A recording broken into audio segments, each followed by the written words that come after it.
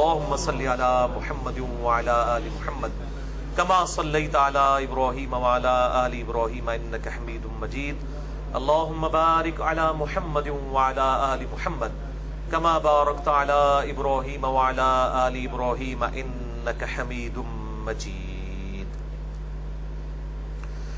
سب topic number 10 اور وہ ہے عیدین کی نماز اور عید سے متعلق جو فقہی احکام و مسائل ہیں ان سے ریلیٹڈ. بھائیو، عربی زبان میں عید کہتے ہیں اس دن کو جو بار بار لوٹ کر آئے، یعنی سال کے بعد عید پھر لوٹ کر آتی ہے، پھر اگلے سال پھر لوٹ کر آتی ہے، اس کو کہتے ہیں عید. اللہ تعالیٰ نے مسلمانوں کو سال میں 2 بڑی خوشیاں عید کی شکل میں عطا فرمائی ہیں. نمبر 1 عید الفطر، جسے ہم چھوٹی عید یا میٹھی عید بھی کہتے ہیں، اور نمبر 2 عید الاضحیٰ، یا اردو میں ہم کہیں گے عید الاضحیٰ. دعاد ہے وہ، جسے ہم بڑی عید یا نمکین عید، گوشت والی قربانی والی عید بھی کہتے ہیں. ان دونوں خوشی کے دنوں کو سیلیبریٹ کرنے کے لیے اللہ تعالیٰ نے اپنے محبوب صلی اللہ علیہ وآلہ وسلم کے ذریعے ہمیں باقاعدہ عبادت بھی تعلیم فرمائی ہے کہ ان 2 دنوں میں آپ نے کون کون سی عبادات کرنی ہے، اور پرٹیکولرلی جو نماز عید ہے وہ ٹاپ آف دا لسٹ ایک عبادت ہے. یہ عید الفطر جو ہے چھوٹی عید، یہ 1 شوال کو ہوتی ہے، رمضان مبارک کے فوراً بعد، اور بڑی عید جو ہے وہ 10 ذوالحجہ کو ہوتی ہے، جسے ہم قربانی والی عید بھی کہتے ہیں، عید الاضحیٰ. باقی کچھ عیدیں ہیں جو اصطلاحاً پبلک میں مشہور ہو چکی ہیں، وہ لغت کے اعتبار سے ضرور عیدیں ہیں. اصطلاحاً مسلمانوں کی عیدیں 2 ہی ہیں، عید الفطر اور عید الاضحیٰ. لیکن جو لغت کے اعتبار سے عید ہے، جس کو پروٹوکول میں عید کہا گیا، وہ جمعے کا دن بھی عید ہے. بخاری مسلم میں کئی حدیث موجود ہیں، وہ 52 عیدیں وہ بھی بن جاتی ہیں، 52 جمعے سال کے اندر آتے ہیں. اسی طریقے سے بعض لوگ ربیع الاول کی جو 12 تاریخ ہے اس کو عید میلاد النبی لغت کے اعتبار سے کہتے ہیں. اگر وہ کسی دوسرے مسلمان کی تکفیر نہ کریں، اس پہ گستاخ رسول کا فتویٰ نہ لگائیں، اور یہ شعر نہ پڑھیں کہ نثار تیری چہل پہل پر ہزاروں عیدیں اے ربیع الاول، سوائے ابلیس کے جہاں میں سبھی تو خوشیاں منا رہے ہیں. ویسے وہ کہتے ہیں جناب کہ ہم جو عید میلاد النبی کو نہیں مناتا، ہم اس پہ کوئی فتویٰ نہیں لگاتے، ہم تو اسے مستحب سمجھتے ہیں. بھئی یہ مفتی احمد یار خان نعیمی صاحب جو روحانی ابا جی ہیں تمام بریلویوں کے، اور احمد بریلوی صاحب کے یہ روحانی پوتا جی ہیں، کیونکہ احمد بریلوی صاحب کے شاگرد تھے مفتی نعیم الدین مراد آبادی، ان کے شاگرد ہیں مفتی احمد یار خان نعیمی. یہ نعیمی وہ نعیم الدین مراد آبادی کی وجہ سے لکھتے ہیں. تو نعیم الدین مراد آبادی کے شاگرد یہ گجرات شہر ہمارے قریب ہی ہے، تقریباً 40 منٹ کی ڈرائیو، جنہوں نے ایک کتاب لکھی جال حق، اس میں انہوں نے باقاعدہ جو ہے وہ مذاق اڑایا، اور یہ شعر ان کا ہے اپنا لکھا ہوا، نثار تیری چہل پہل پر ہزاروں عیدیں ہیں ربیع الاول، سوائے ابلیس کے جہاں میں سبھی تو خوشیاں منا رہے ہیں. ویسے کہتے ہیں مستحب ہے، اور وہ کہتے ہیں جو نہیں منا رہے وہ سارے ابلیس ہیں. جب ہم ان کو ابلیس کہہ دیں، شیاطین کہہ دیں حدیث کی مخالفت کے اوپر، یہ تو بغیر دلیل کے ہمیں کہہ رہے ہیں نا، مستحب کام کے اوپر، تو ان کو برا لگتا ہے. تو یہ کہتے ہیں نہیں ہم کسی پہ فتویٰ نہیں لگاتے ہیں، جو نہیں کرتا نہ کرے، ہم کو فتویٰ نہیں لگاتے، یہ فتویٰ لگایا ہوا ہے. تو لغت کے اعتبار سے اگر کوئی ان کو بھی عید بولتا ہے ہمیں کوئی اعتراض نہیں ہے. میرا مسئلہ نمبر 63 ریکارڈڈ موجود ہے، ولادت مصطفیٰ صلی اللہ علیہ وآلہ وسلم اور رسول اللہ کی آخری وصیت ہیں. جسے شوق ہو تو وہ دیکھ سکتا ہے. جمعے کے اوپر عید کا لفظ بولنا، اسی طریقے سے 10 محرم کے اوپر عید کا حضرت موسیٰ علیہ السلام کی نسبت سے. ویسے تو پریکٹیکلی اس وقت تو ہمارے لیے وہ ایک غم کا دن ہی بن چکا ہے، سیدنا حسین رضی اللہ تعالیٰ عنہ علیہ السلام کی مظلومانہ شہادت کی وجہ سے. اور اسی طریقے سے جمعے کے لیے کوئی عید کا لفظ بولتا ہے لغت کے اعتبار سے تو ہمیں کوئی اعتراض نہیں اس کے اوپر. باقی مسئلہ 63 دیکھ لیں. اسی طریقے سے عید الاضحیٰ جو بڑی عید، قربانی کی عید اور قربانی سے ریلیٹڈ احکام و مسائل کے اوپر میں آلریڈی لیکچر ریکارڈ کروا چکا ہوں، مسئلہ نمبر 52 اہل سنت پاک.com پر، جس میں قرآن حکیم کی آیات سے اور درجنوں صحیح الاسناد احادیث کی روشنی میں میں نے جو قربانی کی اہمیت، اس کا فلسفہ اور 17 صحیح فقہی احکام و مسائل میں نے بیان کیے تھے. آج میں وہ سکپ کروں گا. آج صرف فوکس جو ہے وہ عید الفطر کے اوپر ہوگا یا عیدین کی نماز پہ، کیونکہ دونوں عیدوں کی نماز کا طریقہ ایک ہی ہے، لہذا وہ کور ہو جائے گا انشاءاللہ. اس کانٹیکسٹ میں انشاءاللہ میں کل 17 صحیح الاسناد احادیث ڈسکس کروں گا، اور یہ 17 کا عدد میں نے لیا ہے کہ اہل سنت اور اہل تشیع بلکہ پوری امت کا اجماع ہے کہ فرض نماز کی رکعتوں کی تعداد دن رات میں 17 ہے. فجر کے 2 فرض، ظہر کے 4، عصر کے 4، مغرب کے 3 اور عشاء کے 4. یہ 17 صحیح الاسناد احادیث کے نمبرز انشاءاللہ میں انٹرنیشنل نمبر کے مطابق احادیث کی کتابوں سے بتاؤں گا، اور ساتھ ساتھ میں انشاءاللہ اپنا بے لاگ تجزیہ بھی کروں گا احادیث کے اوپر انشاءاللہ. تو ان کے نمبرز انشاءاللہ میں یہ مشکات المصابیح جس کو میں نے ڈکلیئر کیا ہے، مشکات از دا انسائکلوپیڈیا آف حدیث، اہل سنت کی مین سٹریم کی 13 کتابوں کا یہ مجموعہ ہے. بخاری، مسلم، ابو داؤد، ترمذی، نسائی، ابن ماجہ، الموطا امام مالک، مسند احمد، المستدرک للحاکم، سنن الکبری البیہقی اور باقی کتابوں سے یہ اہل سنت کی احادیث کی کتابوں کے نوٹس ہیں. شیخ زبیلیزئی رحمہ اللہ تعالیٰ کی تحقیم اور تخریج کے ساتھ اہل سنت پاک .com پہ 3 PDF آپ کو انشاءاللہ تعالیٰ مل جائیں گے مشکات المصابیح کے. جسے شوق ہو تو وہ ڈاؤن لوڈ کر سکتا ہے. 18 MB کی 3 فائل ہیں، اور اسی کے اوپر میں نے پورا لیکچر بھی دیا ہے. مسئلہ نمبر 111B 111B مشکات المصابیح کا مکمل تعارف. پہلی حدیث سنن ابی داؤد سے صحیح سند کے ساتھ، سنن نسائی میں بھی موجود، المستدرک للحاکم میں بھی موجود. امام حاکم اور امام ذہبی دونوں نے اس کی تصحیح کی ہے. مشکات میں اس کا نمبر ہے 1439. انس ابن مالک کہتے ہیں کہ جب ہم لوگ ہجرت کر کے مدینہ آئے، نبی صلی اللہ علیہ وآلہ وسلم جب مدینہ شریف تشریف لائے ہمارے پاس، تو اہل مدینہ 2 دنوں کو جن میں وہ کھیل کود کیا کرتے تھے خوشی کے طور پر منایا کرتے تھے. آپ صلی اللہ علیہ وآلہ وسلم نے جب ان سے پوچھا کہ یہ 2 دن تم کیوں خوشی کرتے ہو، تو انہوں نے کہا کہ ہم زمانہ جہالیت میں یعنی اسلام کے آنے سے پہلے بھی ان 2 دنوں میں خوشی منایا کرتے تھے.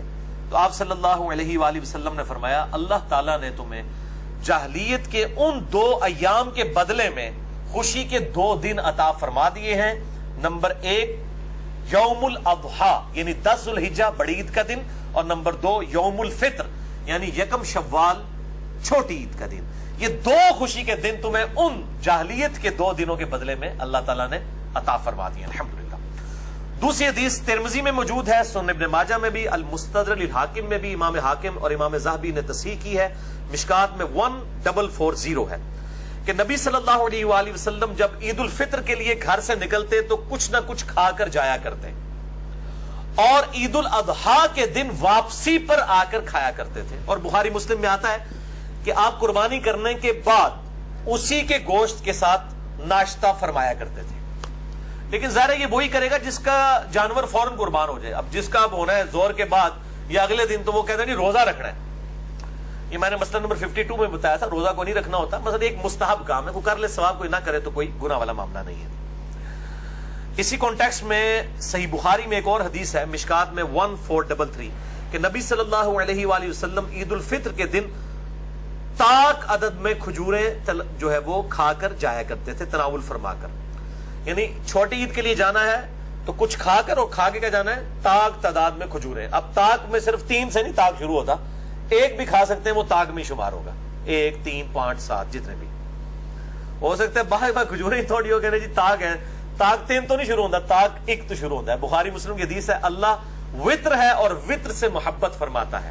یعنی اللہ تاک ہے، وطر عربی میں کہتے ہیں تاک کو، اوٹ انگلش میں ہم کہتے ہیں.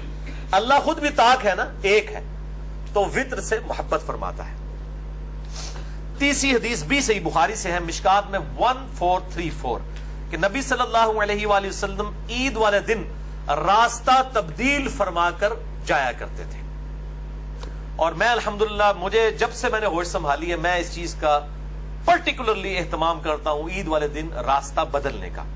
اسی کانٹیکسٹ میں ایک اور حدیث ہے ترمذی میں، سنن ابن ماجہ میں، المستدرک للحاکم میں، امام حاکم اور امام ذہبی دونوں نے تصحیح کی ہے اس کی. مشکات میں 1447 ہے کہ نبی صلی اللہ علیہ وآلہ وسلم جب نماز عید کے لیے تشریف لے جاتے عیدگاہ کی طرف، تو جس راستے سے جایا کرتے واپسی پر اس راستے سے واپس نہیں آتے تھے، کسی دوسرے راستے سے واپس آیا کرتے تھے. اچھا بعض لوگ کہتے ہیں نہیں ہمارے گھر سے راستہ ہی ایک جاتا ہے. بھائی چاہے ایک راستہ بھی جاتا ہو، آپ واپسی پہ جب نکلے تو کسی دوسری طرف سے ہو کر پھر اسی راستے سے واپس آ جائیں تو دوسرا راستہ شمار ہو جائے گا. آپ دیکھیں اگر کریٹیکلی تو ہر گھر کو دو راستے ہی جا رہے ہوتے ہیں نا کسی نہ کسی فارم کے اندر. آگے جا کے ظاہر ہے کہ دروازے کا گیٹ تو ایک ہی ہوگا نا, لیکن باہر نکلنے کے بعد تو دو راستے خود سے اپنی عقل سے بنائے جا سکتے ہیں, سنت پوری کی جا سکتی ہے. اسی کانٹیکسٹ میں عبداللہ بن عمر کے بارے میں آتے ہیں رضی اللہ تعالیٰ عنہ, الموطا امام مالک میں گولڈن چین کے ساتھ. امام نافع بیان کر رہے ہیں اور امام نافع سے امام مالک بیان کر رہے ہیں کہ وہ عید کی نماز کے لیے گھر سے غسل کر کے جایا کرتے تھے. تو اجماع ہے امت کا کہ عید والے دن غسل کیا جائے, اور اگر نئے کپڑے ہوں تو وہ پہنے جائیں. اور یہ نئے کپڑے پہننا کوئی سنت موقعہ نہیں ہے کہ ضروری نئے کپڑے پہننے. میں اکثر کئی عیدوں کے اوپر میں عید کپڑے نہیں سلواتا ہوں اور پرانے کپڑے دھو کے پہن لیتا ہوں. یہ کوئی ضروری نہیں کہ ضروری نئے کپڑے ہی پہننے ہیں. اور کئی لوگ تو ایسے ہیں جنہوں نے سال میں پڑھنی نماز عید کی ہوتی ہے, پورا کلف لا کے جناب مسیدی بڑے ہوتے ہیں. سب تو پہلے انہوں نے فجر اس دن کی نہیں پڑھی ہوئی ہوتی, لیکن نہا دھو کے خوشبو لگا کے ایک سنت نماز, واجب بھی نہیں سنت موقع ہے یہ عید کی نماز, وہ پڑھنے کے لیے بڑے بن ٹھن کے آئے ہوتے ہیں نئے کپڑے پہن کے. تو صرف سنتوں پہ عمل نہ کریں, فرائض کے اوپر بھی زور ہونا چاہیے. چوتھی حدیث بخاری اور مسلم دونوں میں ہے, مشکات میں 1426 کہ نبی صلی اللہ علیہ وآلہ وسلم عید الفطر اور عید الاضحیٰ کے لیے جب عیدگاہ تشریف لے جاتے تو پہلے نماز پڑھتے. یہ ذرا ترتیب اب یاد رکھنی ہے, پھر میں نے ذرا کڑوی باتیں بھی کرنی ہے. پہلے اس طرح شروع کر دیتا ہے, پہلے نماز پڑھتے, پھر لوگوں کو واعظ و نصیحت کرتے, پھر لوگ اپنی صفوں میں بیٹھے رہتے تو آپ صلی اللہ علیہ وسلم ان کے لیے احکامات جاری فرماتے, اور کوئی لشکر روانہ کرنا ہوتا تو اس لشکر کو روانہ کرتے, یا کسی کو کوئی حکم دینا ہوتا تو حکم ارشاد فرماتے, پھر آپ صلی اللہ علیہ وآلہ وسلم گھر تشریف لے آتے. یعنی پوری حدیث کا لب لباب یہ ہے کہ آپ صلی اللہ علیہ وآلہ وسلم جمعے کی روٹین سے ہٹ کے عید والے دن سب سے پہلا کام نماز پڑھانے کا کرتے. بخاری مسلم میں آتا ہے کہ اس دن ممبر بھی نہیں ہوتا تھا آپ صلی اللہ علیہ وسلم کا, سمپل جو ہے وہ عیدگاہ میں جا کے نماز پڑھاتے, سامنے نیزہ رکھ لیا جاتا, گاڑا جاتا سترے کے طور پر, نماز پڑھاتے. نماز پڑھانے کے بعد آپ وہیں پر کھڑے ہو کر بغیر ممبر کے اوپر چڑھے ہوئے وہیں پر کھڑے کھڑے خطبہ ارشاد فرماتے. یعنی خطبہ جو ہے یہ تقریر عید کے دن کی جو ہے یہ نماز کے بعد ہے. جمعے والے دن جو خطبہ ہے وہ نماز سے پہلے ہے. تو یہ جو بدعت ہے نا, عید کی نماز کے بعد جو خطبہ تھا اس کو پہلے شروع کرنا, یہ گل وچ کوئی اور ہے. اے انفیوں ہوتے لوگ گرجتے ہیں یار انفیوں نے دیکھیں وہ پہلے تقریر شروع کر دی ہے جی, وہ خطبہ تو عید کا بعد میں ہونا چاہیے. اور پائی انفیوں کا کوئی قصور نہیں ہے, یہ تو مامے اور قصور ہے جنہوں نے دین نو بدلیا ہے. وہ مامو جی کا تعارف میں انشاءاللہ بعد میں کرواتا ہوں. پانچویں حدیث صحیح مسلم سے ہے, مشکات میں اس کا نمبر ہے 1427. سیدنا جابر بن سمرہ کہتے ہیں کہ میں نے نبی صلی اللہ علیہ وآلہ وسلم کے ساتھ عیدین کی نمازیں کئی بار پڑھی ہیں, عید الفطر بھی اور عید الاضحیٰ بھی, اور ان نمازوں میں نہ اذان ہوتی تھی نہ اقامت ہوتی تھی. حالانکہ جماعت کے ساتھ نماز پڑھی جا رہی ہے لیکن اذان اور اقامت نہیں ہے. تو اذان کوئی گناہ کا کام تو نہیں. میں اپنے بریلویوں سے دیوبندی بھائیوں سے جو کہتے ہیں جی وہ ہم کوئی اگر کام نیکی کا کرتے ہیں, اگر فرض نماز کے بعد اجتماعی دعا کرتے ہیں تو گناہ کا کام تو نہیں ہے, اگر ہم جنازے کے بعد دعا مانگ لیتے ہیں تو گناہ کا کام تو نہیں ہے. تو میں ان کو پھر یہ الزامی جواب کے طور پر کہتا ہوں کہ عید کی نماز سے پہلے اگر کوئی اذان دے لے تو گناہ کا کام تو نہیں ہے. تو کہتے ہیں نہیں ثابت نہیں ہے. ثابت نہ ہوا تو کیا ہوا, ہے تو ثواب ہی کا کام. تو یہ الزامی جواب ہے. ضروری نہیں کہ جو چیز ثابت نہیں ہے اور وہ ثواب کا کام ہے تو اس کو دین میں داخل کر دیا جائے, نہیں. یہ معاملات دنیاوی معاملات میں ہیں, وہاں دیکھا جائے گا کہ ممانعت نہیں ہے تو آپ کر لیں. دین کے اندر من احدث فی امرنا ھذا فہو رد, جس نے ہمارے دین کے اندر کوئی چیز داخل کر دی. یہ قالین دین میں داخل نہیں ہے, ہوائی جہاز میں سفر دین میں داخل نہیں ہے, اور تعلقاتی صاحب دھوکے دے دینے. مسئلہ نمبر 75B میرا ریکارڈڈ موجود ہے, بدعت سے متعلق 5 شبہات کا ازالہ, جسے شوق ہو تو وہ دیکھ سکتا ہے. چھٹی حدیث بھی بخاری اور مسلم دونوں میں ہے, مشکات میں 1429. ابن عباس کہتے ہیں جب ان سے پوچھا گیا کہ آپ صلی اللہ علیہ وآلہ وسلم کے ساتھ آپ نے عید پڑھی ہے, تو انہوں نے کہا ہاں بالکل پڑھی ہے. آپ صلی اللہ علیہ وآلہ وسلم عید کی نماز پڑھانے کے لیے تشریف لاتے ہیں تو سب سے پہلے نماز پڑھاتے ہیں. اس سارے پوچھتے پہ نا بزرگوں کو لوگ کہ جی دسو نماز پڑھی تھے کنج پڑھ دے, ایک گل وچ کوئی اور ہے بھائی. وہ تو انہوں پتہ لگے گا کہ کیوں پوچھ رہے ہیں بار بار کہ جی آپ نے نماز پڑھی ہے تو بتائیں کس ترتیب سے پڑھتے ہیں. وہ ترتیب بدل دی تھی بنو امیہ نے, اس لیے صحابہ کرام جو ہے تابعین جو ہے وہ صحابہ سے پوچھتے تھے. ان کا ہاں جی ہم نے پڑھی ہے, آپ صلی اللہ علیہ وسلم تشریف لائے, آپ نے پہلے نماز پڑھائی نمبر 1, پھر خطبہ دیا, اور کوئی اذان اور اقامت نہیں ہوئی تھی۔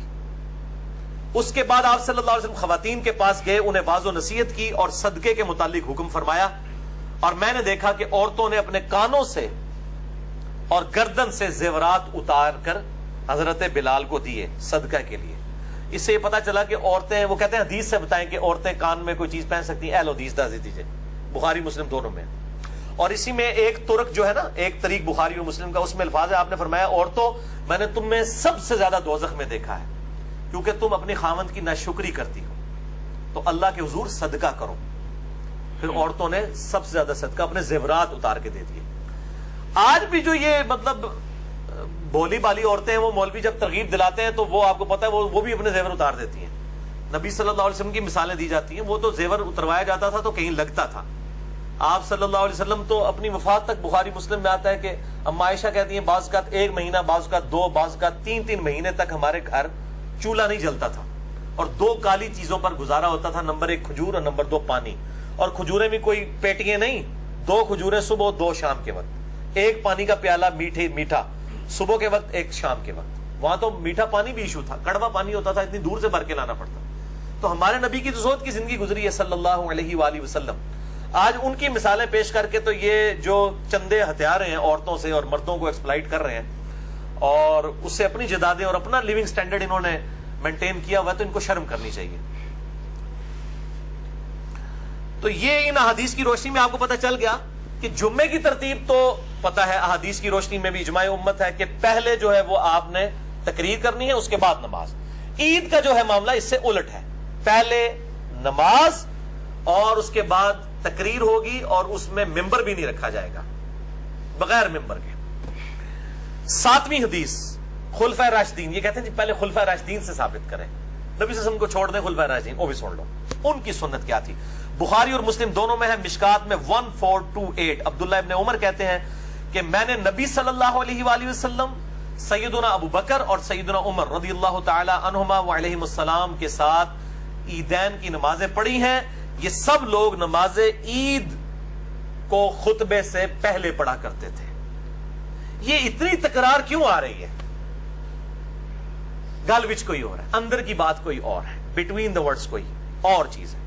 پھر اسی حدیث کا ایک طریق آتا ہے اسی سے ملتا جلتا، بخاری اور مسلم دونوں میں، صحیح بخاری میں 5573، صحیح مسلم میں 5098، اور الموطا امام مالک میں ڈیٹیل کے ساتھ ہے۔ یہ ابو عبید تابعی کہتے ہیں کہ میں نے سیدنا عمر کے ساتھ عید کی نماز پڑھی، انہوں نے پہلے نماز پڑھائی اور پھر خطبہ دیا، اور فرمایا کہ نبی صلی اللہ علیہ وآلہ وسلم نے عید الفطر اور عید الاضحیٰ کے دن روزہ رکھنے سے منع فرمایا، اور فرمایا کہ یہ خوشی کے دن ہے۔ اور پھر سیدنا عمر نے کہا کہ تم اس دن قربانی کا گوشت بھی کھاتے ہو بڑی عید والے دن، اور یکم شوال یعنی چھوٹی عید کو تم روزہ بھی نہیں رکھتے ہو، یہ خوشی کے دن ہے۔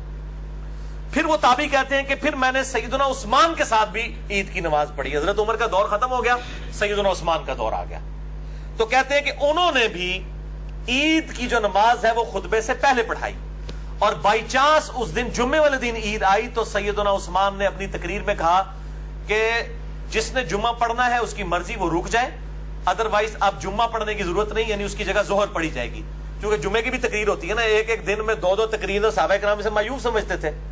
آپ صلی اللہ علیہ وسلم کے ریفرنس سے بھی آگے حدیث آئے گی کہ ایک دن میں ایک ہی تقریر سنی جا سکتی ہے، تو جمعے والے دن 2 تقریریں نہیں، جس کی ہاں شوق سے کوئی سننا چاہتا ہے ضرور سنیں، باقی آپشن ہے کہ آپ چھوڑ دیں۔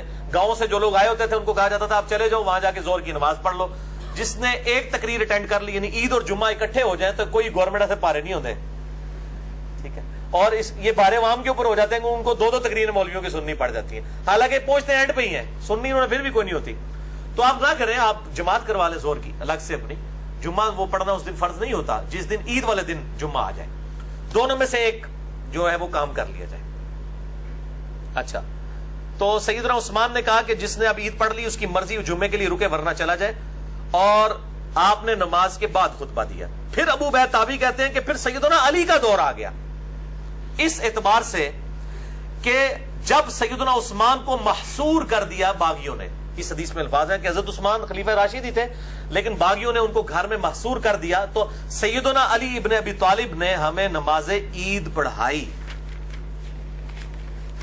عیدگاہ میں جا کے. ظاہر ہے کہ حضرت عثمان کو تو باہر نہیں نکلنے دے رہے تھے, تو سیدنا علی کی ڈیوٹی لگائی گئی سیدنا عثمان کی طرف سے کہ آپ میرے بہاف کے اوپر عید کی نماز لوگوں کو پڑھائیں. تو سیدنا علی نے بھی عید کی نماز پہلے پڑھائی اور خطبہ اس کے بعد دیا. یہ کیوں اتنی تکرار ہو رہی ہے؟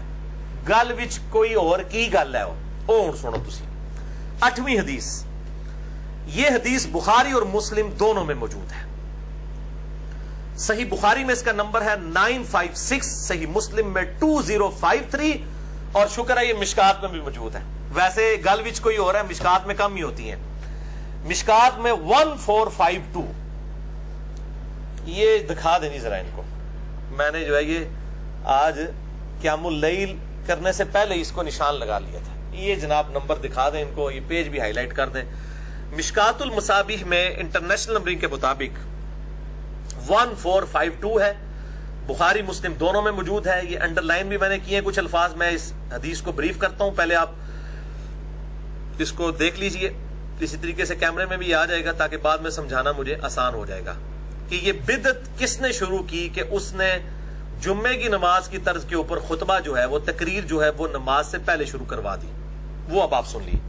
ابو سعید خدری رضی اللہ تعالیٰ عنہ کہتے ہیں اسی حدیث میں, بخاری مسلم دونوں میں, مشکات 1452, کہ عید الفطر اور عید الاضحیٰ کے لیے جب نبی صلی اللہ علیہ وآلہ وسلم تشریف لے جاتے تو پہلے نماز پڑھتے, پھر کھڑے ہو کر خطبہ دیتے اور لوگوں کو اپنی طرف متوجہ کرتے, اور پھر کوئی لشکر بھیجنا ہوتا تو بھیجتے, پھر صدقے کی ترغیب دلاتے. خواتین سب سے زیادہ صدقہ اور خیرات کیا کرتی تھی, اور پھر آپ صلی اللہ علیہ وآلہ وسلم گھر تشریف لے جاتے. اور یہ معمول ایسے ہی رہا حتیٰ کہ مروان بن حکم کا دور آ گیا. مروان بن حکم اسی مدینہ شریف میں جہاں ابو سعید خدری رہتے تھے, یہ مکے اور مدینے یعنی حجاز کا گورنر بنایا گیا تھا حضرت معاویہ کی طرف سے رضی اللہ تعالیٰ عنہ. وہ کہتے ہیں جب مروان گورنر بنا, ان کا جب زمانہ آ گیا, تو ابو سعید خدری کہتے ہیں ظاہر ہے کہ وہ حاکم وقت نہیں, گورنر وقت نہیں نماز پڑھانی ہوتی تھی. وہ کہتے ہیں کہ مروان کی کمر پر ہاتھ رکھ کر میں نماز عید کے لیے آیا. یعنی بوڑھے ہو چکے تھے ابو سعید خدری, اور یہ 74 ہجری میں فوت ہوئے ہیں. حضور کے بعد 63 سال تک زندہ رہے ہیں ابو سعید خدری, اور کثرت سے جو 7 صحابہ احادیث روایت کرنے والے ہیں ان میں ابو سعید خدری بھی شامل ہے. کہتے ہیں میں بوڑھا ہو چکا تھا, میں مروان بن حکم کی کمر پر ہاتھ رکھ کر نماز عید کے لیے روانہ ہوا. حتیٰ کہ ہم عیدگاہ پہنچے تو کہتے ہیں میں نے دیکھا کہ کثیر ابن الصلت نے گارے اور اینٹوں کا ممبر تیار کر رکھا ہے. پہلی بدعت, ممبر تیار کیا. اصل میں انہوں نے کتے دے مول نہیں سی کوئی پوچھتا, مولا علی تے گالاں جے کٹتے سن ممبراں ہوتے. تو ان کے پاس یہی ایک موقع آتا تھا, جیسے آپ اعتکاف بیٹھتے ہیں تو آپ ویسے تو علماء کی تقریریں نہیں سنتے, اعتکاف میں آپ علماء کے قابو آئے ہوتے ہیں تو وہ آپ کو فجر کے بعد بھی درس, زہر کے بعد بھی درس, عصر کے بعد بھی درس, تو وہ آپ کو جی مصیبت میں ڈال دیتے ہیں. پھر رات کو قیام میں کوئی اور کھڑا ہو نہ ہو, لیکن اعتکاف والوں سے سارے ایکسپیکٹ کر رہے ہوتے ہیں کہ انہوں نے رات کھلونا چاہیے, یہ یعنی لوہے دے بڑے ہوئے نے دیہڑی درس دیں رہے, رات انہوں نے قیام کھلا دیں رہے. اس طریقے سے ان کو تو کوئی پوچھتا ہی نہیں تھا. تو انہوں نے اسپیشل ان کے لیے تو بڑا ایک عید کا دن اس اعتبار ہوتا ہے, چلو ان لوگ زبردستی ساڑی گالتے سنیں گے. لیکن مسئلہ کیا تھا کہ عید کی جو تقریر ہے وہ نماز کے بعد ہوتی ہے. لوگ نماز پڑھ کے کھسک جاتے تھے, جس طرح ابھی بھی لوگ چلے جاتے ہیں. ظاہر ہے کہ وہ تقریر سننا کوئی واجب تو نہیں ہے نا. اور یہ تقریروں کے اندر کہتے تھے علی پر لعنت, علی سے محبت کرنے والوں پہ لعنت, ابن زبیر پہ لعنت, ابن زبیر سے محبت کرنے والوں پر لعنت. نعوذ باللہ من ذالک. یہ بنو امیہ کے لوگ, ان کی تقریر کسی موئے سننی سی کسی نے, تو انہوں نے کیا پائی یہ کام کر رہے ہیں کہ تقریر انہیں بعد ہی نہیں سننی, اسی پہلے ہی کر لینا ہے تقریر. تو انہوں نے یہ سنت ہی بدل دی کہ عید کی نماز کے بعد والی تقریر کو پہلے لے آئی. جو میں اتنی حدیثیں بخاری مسلم سے پہلے بتا رہا ہوں کہ صحابہ ترتیب بتا رہے ہیں, پہلے تقریر ہوتی تھی اور جو ہے وہ بعد میں نماز ہوتی تھی, اور پہلے نماز ہوتی تھی اور بعد میں تقریر کیوں یہ شروع ہو گئی, وہ کیا یہ اصل مسئلہ ہے. یہ حدیث بخاری مسلم کی آگے چلتی ہے. مروان کی کمر پر ہاتھ رکھ کر میں عیدگاہ پہنچا تو میرے سے پہلے ہی کثیر ابن سلط نے گارے اور اینٹوں کا ممبر تیار کر رکھا تھا. مروان مجھے اپنا ہاتھ کھینچ کر ممبر کی طرف لے کے جا رہا تھا. ابو سعید خدری کو, یہ بوڑھے ہو چکے تھے, یہ بیچارے سہارے سے آئے مروان کے, اور مروان بھی بزرگوں کو ساتھ لے کے آیا کہ لوگ کہیں کہ جناب یعنی کہ یہ بھی ساڑھے نال لیں. لیکن آج بھی وہ لوگ بزرگ لوگوں کو مہمان خصوصی بنا دیتے ہیں نا, تاکہ ان کی جو چیزیں پیچھے چھپ جائیں. اسی لیے تو حضرت حسین کے اوپر تلوار رکھی جا رہی تھی کہ آپ بیعت کریں، کہ مطلب حسین نے بیعت کر لی، باقی کوئی نہ بھی کرے خیر ہے، لیکن حسین بھی ڈٹا رہا، انہوں پتا سی کہ میں بیعت کر لی تو آل امیہ اور آل عباس کی بدماش جو ملوکیت ہے یہ دین کا حصہ بن جائے گی۔ سیدنا حسین کا سٹیٹس باقی صحابہ والا ہے ہی نہیں تھا، وہ کمپرومائز کر لیتے بیڑا غرق ہو جاتا، باقی سارے صحابہ کا بیعت کرنا کوئی معنی نہیں رکھتا تھا جب تک سیدنا حسین بیعت نہ کرے آن دا بہاف آف پروفٹ، وہ نبی صلی اللہ علیہ وسلم کی اولاد میں سے تھے، اہل بیت میں سے تھے۔ تو یہاں پہ بھی ابو سعید خدری کہتے ہیں وہ مجھے کھینچ رہا تھا ممبر کی طرف، اب وہ بیچارے بوڑھے ہو چکے ہوئے تھے، وہ بیچارے پہلے ہی سارے کے ساتھ آئے ہیں اور وہ اب ان کو پکڑ پکڑ کے گھسیٹ رہے ہیں اور کہتے ہیں کہ میں مروان کو جو ہے مسلح کی طرف کھینچ رہا تھا۔ اندازہ کریں، یعنی یہ آل امیہ ورسز صحابہ کرام، ایک کہتے ہیں نہیں یہ صحابہ دے گستاخ ہے، وہ صحابہ دے گستاخ ہے ہی آل امیہ۔ ابو سعید خدری اس کو گھسیٹنے لگے کہ تو پہلے نماز پڑھا، تو وہ پھر آگے سے کہنے لگا ابو سعید، اللہ اکبر، یہ ہے جرت، وہ کہتا ہے قد تورک ما تعلم، ابو سعید تجھے پتا ہے کہ وہ اگلی سنتیں جو ہیں یہ ختم ہو چکی ہیں، استغفر اللہ لعنت اللہ علی الکاذبین، جو نبی صلی اللہ علیہ وسلم کے طریقے کو کہ یہ ختم ہو چکا ہے اور وہ اپنی بدعت جاری کرتے ہیں۔ یہ نواقض اسلام نہیں ہے، یہ کتابیں جناب لکھ لکھ کے محمد عبد الوہاب صاحب کی بانٹتے ہیں، نواقض اسلام، جی کن چیزوں سے انسان اسلام سے باہر ہو جاتا ہے، 10 نواقض اسلام۔ پائی جی نواقض اسلام کا پہلواں فتویٰ جو ہے نا وہ مروان بن حکم کے اوپر لگتا ہے، جس نے نبی صلی اللہ علیہ وآلہ وسلم کی سنت کے بارے میں ابو سعید خدری صحابی کو کہا کہ تجھے نہیں پتا یہ طریقے ختم ہو چکے ہیں۔ اچھا اب وہ صحابی خاموش نہیں ہوئے ہیں ابو سعید خدری، انہوں نے کہا ہرگز نہیں، اس ذات کی قسم جس کے قبضہ قدرت میں میری جان ہے، یعنی میں بوڑھا ہو چکا ہوں، مجھے پتا ہے تجھے مروا چڑھ دو بندے نو، میری جان اس کے اللہ کے قبضے میں ہے، مجھے اس اللہ کی قسم کہ اے مروان تو خیر و بھلائی پر نہیں ہے۔ یہ بات آپ رضی اللہ تعالیٰ عنہ 3 بار آپ نے ریپیٹ کی اور غصے سے ممبر سے دور چلے گئے، یعنی ممبر تک پھر اس کے ساتھ نہیں گئے کہ تو نے جو بدعت کرنی ہے اکیلے کر، منو میں مانے خصوصی بنا کے نہ کر۔ اور وہ اتنے بوڑھے ہو کر بھی وہ سہارا سے لے کے آئے ہوئے تھے، لیکن انہوں نے پھر وہ سہارا بھی نہیں لیا کہ میری وجہ سے کہیں انڈورس نہ ہو جائے آل امیہ کہ جی ابو سعید خدری بھی تو ساتھ کھڑے ہیں تو وہ بھی تو صحابی ہے نا، تو انہوں نے انڈورس کر دیا کہ مروان کا عمل یہ صحیح ہے، اور یہ مروان بھی خود نہیں ہے، یہ حضرت معاویہ کا گورنر ہے حجاز کا، آپ اندازہ کریں، بولے اعوذ باللہ تعالی۔ تو یہ آج کل مطلب فتاوی کمیٹی علماء عرب کی اور نواقض اسلام اور یہ سب کچھ سعودی عرب والے نکال رہے ہیں کہ نواقض اسلام میں مروان بن حکم کو بھی ڈالے نا، پھر پتہ چلے گا۔ یہ میرے بھائیو حدیث جو میں نے بیان کی بخاری مسلم دونوں سے، بخاری میں 956، مسلم 2053، مشکات میں 1452، ہمارے ریسرچ پیپر جو میرا علمی ایٹم بم ہے اس پہ یہ 52 نمبر پہ ہے، اور میں نے الحمدللہ ناسبیوں اور رافضیوں کی موت تیار کی ہے علمی طور پہ۔ اے دکھاؤ جی فرانس صاحب انہوں اے مڑ مڑ کے دکھاؤ، انہوں راتی خواب بھی نظر آئے اے پمفلٹ۔ واقعہ کربلا کا حقیقی پس منظر، یہ خیالی پس منظر نہیں صلاح الدین یوسف یہ کفایت اللہ سنابلی کا جعلی پس منظر، یہ خیالی پلاؤ نہیں، یہ حقیقی پس منظر 72 صحیح الاسناد احادیث کی روشنی میں اہل سنت کی مین سٹریم کی کتابوں سے، اکثر احادیث بخاری اور مسلم سے ہے۔ کل 200 روایتیں میں نے اس کے اندر جمع کی ہیں، اور الحمدللہ یہ انٹرنیشنل پمفلٹ ہے۔ سب سے پہلے عربی میں لکھا، یہ مولویوں کا عربی والا اعزا بھی میں نے نکالا ہے، اس کے بعد اس کا اردو ترجمہ ہوا، اور یہ ہزاروں کی تعداد میں ہم فری بانٹتے ہیں، اور واٹس ایپ کے ذریعے تو لاکھوں لوگوں تک یہ الحمدللہ پہنچ چکا ہے۔ انٹرنیشنل ہے، عربی میں بھی ہے، اردو میں بھی ہے، ہندی میں بھی ہے اور انگلش میں بھی، 4 زبانوں کے اندر یہ ریسرچ پیپر ہے، اور اس میں میں نے بنو امیہ کے پورے کرتوت کھولے ہیں کہ کس طریقے سے ان لوگوں نے دین کو بدلا، اور میرے کئی لیکچرز بھی ہیں، اور ایک پرٹیکولر اسی کے اوپر سورہ مریم میں ایک آیت آتی ہے کہ انبیاء کے جانے کے بعد ناخلف لوگ ان کے جانشین ہوئے، انہوں نے دین کو بدلا۔ وہ ساری حدیث میں نے مسئلہ نمبر 116D 116-D مسئلہ میں نے ایک لیکچر ریکارڈ کرایا، اس کا نام ہی ہے بنو امیہ نبی صلی اللہ علیہ وسلم کے ناخلف جانشین ثابت ہوئے۔ اس میں بھی میں نے یہ حدیث بیان کی ہے، باقی اس ریسرچ پیپر میں تو بہت کچھ ہے، باقی مسئلہ نمبر 101 بھی دیکھ سکتے ہیں، 102 بھی دیکھ سکتے ہیں، اور میرا ایکسکلوسیو کوسچن آنسر سیشن 5 گھنٹے کا، وہ دیکھ لئی سارے دے پاری ہے، مسئلہ نمبر 157A اور 157B، اور اب ماشاءاللہ 175A 175B وہ 6.5 گھنٹے کا آ چکا ہے الحمدللہ، جو پچھلے پوری رمضان کی رات ہم نے جاگ کے اور ساری کے بعد بھی 2.5 گھنٹے تک جاگ کے وہ ریکارڈ کروایا الحمدللہ۔ نویں حدیث بھی صحیح بخاری سے ہے، مشکات میں 772، سیدنا ابن عمر کا بیان ہے کہ نبی صلی اللہ علیہ وآلہ وسلم جب عیدگاہ کی طرف تشریف لے جاتے تو ایک صحابی چھوٹا سا نیزہ آگے اٹھا کر چلتے اور عیدگاہ میں وہ گاڑا جاتا، اس کو سترہ بنا کر آپ صلی اللہ علیہ وآلہ وسلم ہمیں نماز پڑھایا کرتے. تو عیدگاہ میں سترہ آگے گاڑا جائے گا. سترے کے اوپر میں نے مسئلہ نمبر 110 ABCD کے اندر علیحدہ سے میرا کلپ چڑھا ہوا ہے. یہ سترہ واجب نہیں ہوتا لیکن افضل ہے کہ سترہ سامنے ہونا چاہیے. اچھا، بعض اب جو لوگ ہیں عیدگاہ کے حوالے سے بڑی سختی کرتے ہیں، خصوصاً اہل حدیث میں بھی، سارے نہیں ہیں کچھ، وہ کہتے ہیں جی عید کی نماز جو ہے نا یہ صرف عیدگاہ میں پڑھ سکتے ہیں، مسجد میں عید کی نماز نہیں ہو سکتی. یہ بات پارشلی تو درست ہے کہ عیدگاہ میں ہی نماز ہونی چاہیے، یہی افضل ہے، لیکن یہ کہنا کہ صرف عیدگاہ میں نماز ہوگی ایسا نہیں ہے. نماز مسجد میں بھی ہو جائے گی، افضلیت اور غیر افضلیت کا چکر ہے.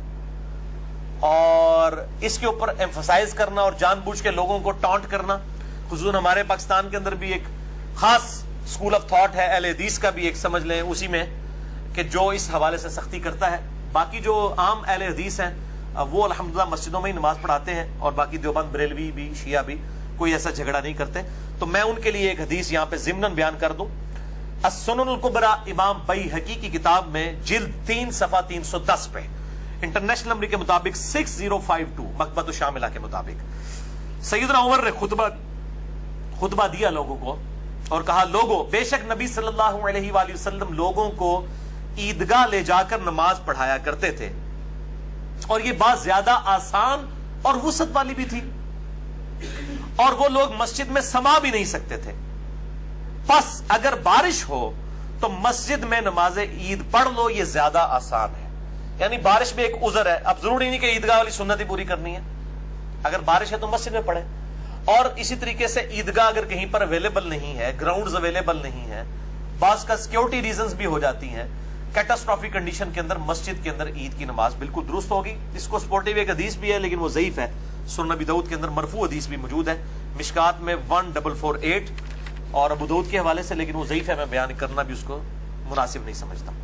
10ویں حدیث بھی بخاری اور مسلم دونوں میں ہے، مشکات میں 1430. ابن عباس رضی اللہ تعالیٰ عنہ کہتے ہیں کہ نبی صلی اللہ علیہ وآلہ وسلم نے عید الفطر کی 2 رکعت نماز پڑھائی اور اس سے پہلے اور بعد میں کوئی نماز نہیں پڑھی. یعنی نماز عید سے پہلے 2 رکعت تحیت الوضو یا تحیت المسجد نہیں پڑھ سکتے.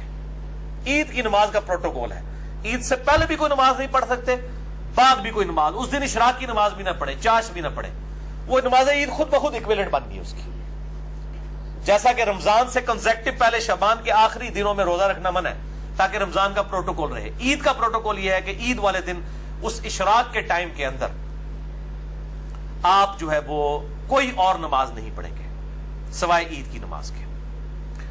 اچھا، اور یہ عید کی نماز کے ٹائم کے اوپر بھی اجماع ہے کہ یہ زوال آفتاب سے پہلے پہلے رہے گا.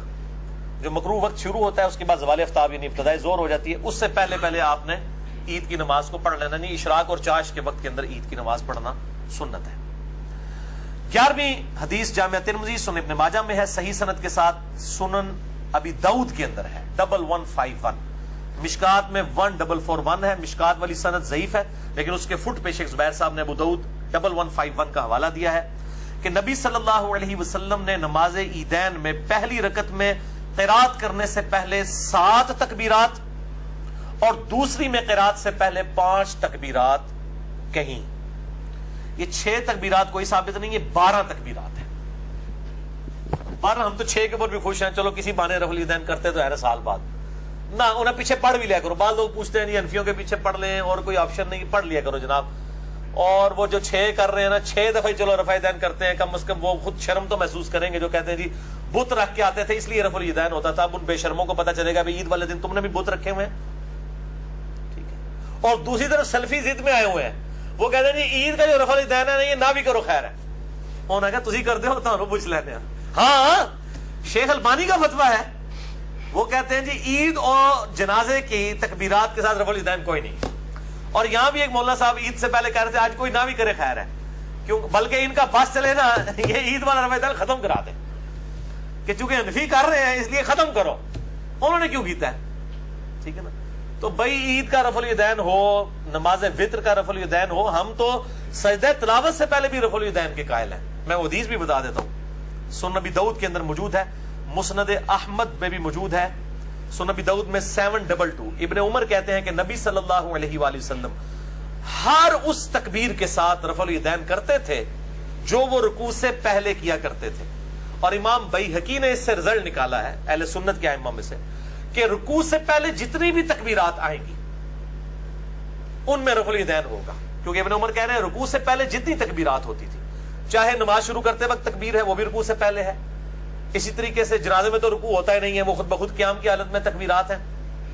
इसी तरीके से नमाज वित्र वो रुकू से पहले ही आपने करना होता है। मसला नंबर 130 मेरा देख लें। रुकू के बाद तो बिदअत है अगर कोई दुआए कुनूत पढ़ता है रुकू के बाद कुनूत वित्र वाली, जो कुनूत नाज़िला है वो सुन्नत है। मसला नंबर 130 मैंने बताया, उसमें भी आप रफ़ुल यदैन अल्लाह अकबर कह के दोबारा हाथ बांध के दुआए कुनूत पढ़े। इसी तरीके से सजदा तिलावत के बारे में मेरा मसला नंबर 119 में मैंने ये बात बताई थी, और मसला 70B तो रफ़ुल यदैन पे एक्सक्लूसिव है मेरा 2.5 घंटे का, उसमें मैंने ये बात बताई थी कि सजदा तिलावत से पहले भी आप अल्लाह अकबर कह के रफ़ुल यदैन करेंगे और फिर आप डायरेक्ट सजदे में जाएंगे तरावी की नमाज में। तो हर वो तकबीर जो रुकू से पहले होगी वो रफ़ुल यदैन के साथ होगी। ये इब्न उमर का कौल है। सुनन अबी दाऊद 722 मुस्नद अहमद के अंदर भी मौजूद है। लिहाजा अल्हम्दुलिल्लाह हम ये तमाम चीजों पे रफ़ुल यदैन के कायल हैं, और ये तो हर रफ़ुल यदैन के ऊपर हर उंगली के ऊपर नेकियां मिलती हैं। सुनन तबरानी के अंदर मौजूद है, हर उंगली के ऊपर 10 नेकियां हैं जो रफ़ुल यदैन करता है। तो हम भाई कुनूत वितर वाला भी करते हैं, हम कोई सल्फियों वाली जिद नहीं रखते कि जी वितर में कोई नहीं है, और वहां पे वो देखे जिद में आ गए वितर वाला कोई नहीं, क्योंकि वो अनफी कर रहे हैं। अनफियों को भी शर्म नहीं आती है, वो जनाब वो कहते बुत रख के आते हैं, तो रोजाना ये इशा की नमाज में बुत रख के आए होते हैं सारे अनफी, और ईद की नमाज में बुत रख के आए होते हैं जो 6 ज़ायद तकबीरें कह रहे होते हैं। अच्छा, अगर किसी की तकबीरात रह जाए, यानी वो पहली रकत में भूल गए तकबीरात कहना इमाम, तो दूसरी तकबीरात जो है वो पहली वाली 7 अगली में रकत में कह ले, उसमें भी भूल गया तो इसमें सजदा साहब करने की जरूरत नहीं है। मेन स्ट्रक्चर नमाज की अपनी जगह मौजूद है। ये सुन्नत है तकबीरात, वाजिब और फर्ज नहीं है, तो नमाज हो जाएगी लेकिन सवाब में कमी आएगी। इसी तरीके से अगर एक रकत गुजरने के बाद कोई इमाम के साथ आके मिलता है, तो अब उसकी पहली रकत में 7 तकबीरात रह गई ना, तो सलाम फेरने के बाद जो अपनी एक अलग रकत पड़ेगा तो उसमें वो किरात से पहले वो 7 तकबीरात पूरी करेंगे। इस तरह जनाजे में भी लोग देखें वो आखिरी तकबीर में मिलते हैं, इमाम के साथ सलाम फेर देते हैं। अगर आप इमाम के साथ दूसरी या तीसरी तकबीर में मिले हैं तो एक तकबीर आपकी रह गई थी, तो इमाम के सलाम फेरने के बाद आप अल्लाह अकबर कह के वो तकबीर पढ़ें जो आपकी रह गई थी। यानी पहली तकबीर के बाद आपने सूरह फातिहा पढ़नी होती है, आप दूसरी में शामिल हुए दुरूशी वाली में, और इमाम ने सलाम फेर दिया। एक तरफ सलाम फेरना सुन्नत है, नमाज जनाजा पे इंशाअल्लाह मैं अनकरीब लेक्चर रिकॉर्ड करवा दूंगा। तो इमाम जब एक तरफ सलाम फेर के नमाज जनाजा खत्म कर दे तो आपकी जो एक तकबीर रह गई थी वो आप बाद में कहें, फिर आप अपना सलाम अलग से फेरें, जिस तरह आम नमाजों में रखते रह जाती हैं तो आप करते हैं, अपनी रखते पूरी करते हैं। ईद में भी इस तरह करेंगे, जनाजे में भी। ईद की नमाज सुन्नत है, मुअक्कदा है, वाजिब नहीं है, और ये जमात के साथ ये अकेले आप नहीं पढ़ सकते। अगर किसी की रह गई तो ठीक है। बाज इमाम बुखारी ने भी एक कौल सा नकल किया, वो बेसनद ही है, कि जिसकी ईद की नमाज रह जाए तो वो 2 नफिल पढ़ ले उसकी जगह। ये उम्मत ने इसको एक्सेप्ट नहीं किया। इजमाए उम्मत इसी के ऊपर है कि नमाज ईद जो है वो जमात के साथ है, इसका इक्विवेलेंट कोई और नमाज नहीं। रहेगी तो खैर है, जिसकी फजर की रह गई हुई है उन्हें ईद की पढ़ के क्या लेना है, और ईद की नमाज अगर किसी ने छोड़ भी दी है वो गुनाहगार नहीं होगा, एक फजीलत से मारूम रहा है, क्योंकि वो फर्ज वाजिब नहीं है। अच्छा, अहनाफ जो है वो मैंने बताया 6 तकबीरें कहते हैं, और सुनन अबी दाऊद से मैंने हदीस बयान की है 1151 के आप सल्लल्लाहु अलैहि वसल्लम के रात से पहले 7 तकबीरात पहली रकत में कहते हैं, और दूसरी रकत में 5 तकबीरात के रात से पहले कहते हैं। यानी 2 रकत ईद की नमाज होगी, इसका तरीका भी सुन लें। 2 रकत नमाज होगी, कोई इकामत नहीं होगी, कोई अजान नहीं होगी, डायरेक्ट अल्लाह अकबर कहकर आप इस नमाज को शुरू करेंगे। और पहली रकत के अंदर सूरतुल आला पढ़ना और दूसरी में सूरतुल गाशिया पढ़ना सुन्नत है। ये सही मुस्लिम में मौजूद है, मिशकात में 840, और सही मुस्लिम में ये एक और हदीस है मिशकात में 841। वो 840 थी, मिशकात में ये 841 है कि ईद उल फित्र और ईद उल अजहा में सूरह काफ पारा नंबर जो 26 में है, और सूरतुल कमर पारा नंबर 27 में, ये भी आप सल्लल्लाहु अलैहि वसल्लम से पढ़ना साबित है। और जुमे तो में तो हमेशा ही सूरतुल आला और सूरतुल गाशिया है, और इस तरीके से ईदैन की नमाजों में भी इक्विवेलेंट मौजूद है। तो 2 रकत नमाज होगी, अल्लाहु अकबर कहकर हाथ बांधे जाएंगे, सना पढ़ी जाएगी, सना पढ़ने के बाद پھر اللہ اکبر کہہ کر تکبیر کہی جائے گی اور ہاتھ دونوں دوبارہ سے باندھ لیے جائیں گے. حنفی چھوڑ دیتے ہیں, اگر کوئی چھوڑ بھی دے خیر ہے, ہمارے نزدیک تو چھوڑنا باندھنا دونوں ہی ثابت ہے. ہم تو مطلقاً بھی چھوڑ کے نماز پڑھنے کے قائل ہیں. تو جو ہاتھ چھوڑ کے نماز پڑھ رہے وہ چھوڑ دیا کرے, جو باندھ کے پڑھ رہے وہ باندھ لیا کرے, دونوں کام کیے جا سکتے ہیں. پھر دوسری تکبیر کے بعد بھی اللہ اکبر, اور اس میں امام کو چاہیے اتنا لمبا اللہ اکبر نہ کہ وہ اتنا لمبا اللہ اکبر کہتے ہیں کہ مقتدی پہلے ہی اللہ اکبر کہہ دیتے ہیں. ان کی نماز اگر پہلی والی تکبیر تھی نا نماز شروع, وہ تو نماز شروع ہی نہیں ہوئی. تو مختصر اللہ اکبر پہلے والا ہونا چاہیے, اللہ اکبر, اللہ اتنا لمبا کہتے ہو پہلے ہی اللہ اکبر کہہ کے ہاتھ مان لیتے. تو پہلا اللہ اکبر تو ضرور چھوٹا کہا کریں تاکہ نماز شروع ہو جائے. بیچ والے آگے پیچھے بھی ہو جائے نماز ہو جائے گی, لیکن پہلے والا اگر امام سے پہلے ہو گیا نماز شروع ہی نہیں ہوگی. تو اللہ اکبر کہہ کے دوسری دفعہ اللہ اکبر کہہ کے ہاتھ باندھے. اس طرح 7 تکبیریں.